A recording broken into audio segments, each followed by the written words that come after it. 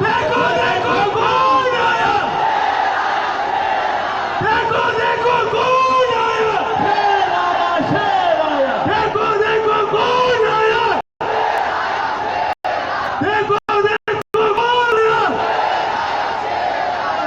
देखो देखो कौन आया, हमको मिटा सके ये जमाना, देखो देखो कौन आया, शेर आया, हमसे हम जमाने से नहीं,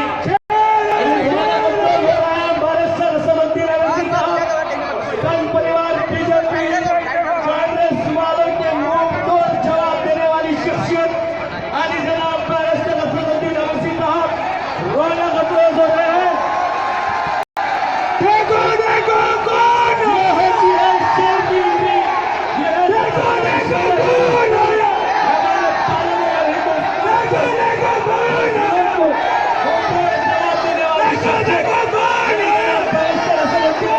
देखो देखो कौन आया, देखो देखो कौन आया, करो ना, गिर जाएगा स्टेज, गिर जाएगा स्टेज, देखो कौन आया, स्टेज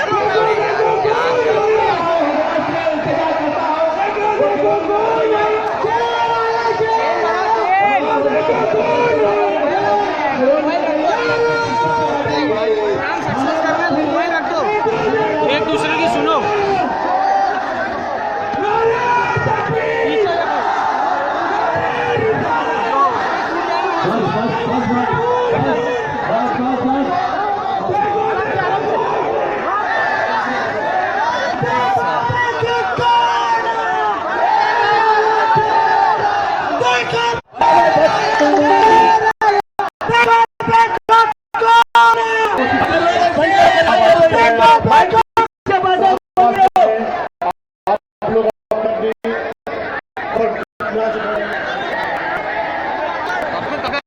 जो बाहर खड़े हैं उनके लिए बैठक इंतजाम किया गया है। बहुत ही कम वक्त में आप असद साहब मुखातिब करेंगे। मैं आपसे बहुत दोबारा गुजारिश करता हूँ कि इत्मीनान रखिए, खामोशी रखिए, सुनने का मिजाज पैदा कीजिए। और जो लोग बाहर खड़े हैं मेरे भाई, पीछे कुर्सियाँ खाली हैं, बैठ जाइए। सामने इस तरीका बेतरतीब मत घूमिए, इससे डिसिप्लिन खराब होता है। प्लीज़ थोड़ा सा बैठ बाहर कीजिए। आपके सामने हिंदुस्तान के दिलों की धड़कन असदुद्दीन अवैसी साहब तशरीफ ला चुके हैं। आप इत्मीनान और खामोशी बनाए रखिए।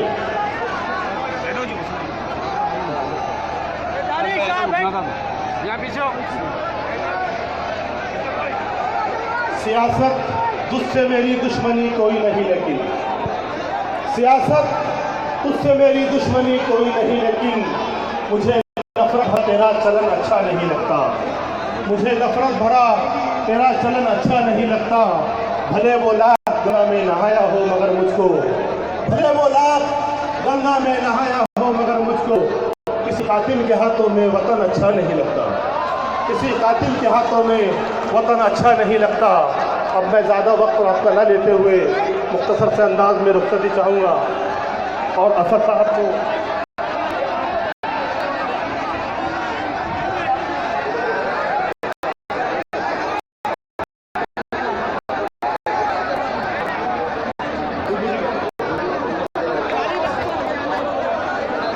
अब आपको नागपुर शहर के सेक्रेटरी जनाब शकील पटेल साहब, नौजवान दिलों की धड़कन, इनकलाब हिंदुस्तान आली जनाब बैरिस्टर असदुद्दीन अवैसी साहब की गुलपशी करेंगे। आली जनाब शकील साहब, आली जनाब शकील पटेल साहब उर्फ सप्पू,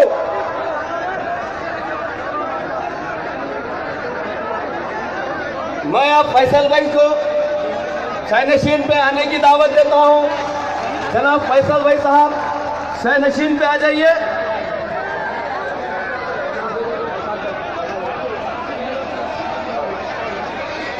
उखाबी रूह जब बेदार होती है नौजवानों में, उखाबी रूह जब बेदार होती है नौजवानों में, नजर आती है इनकी मंजिल आसमानों में। अब मैं आपसे अली जनाब बैरिस्टर असदुद्दीन अवैसी साफ होगा। अपने दिलों को, अपने जज्बात को थाम कर बैठिए। अलीगढ़ आप बैरिस्टर रसूलुद्दीन ओवैसी साहब।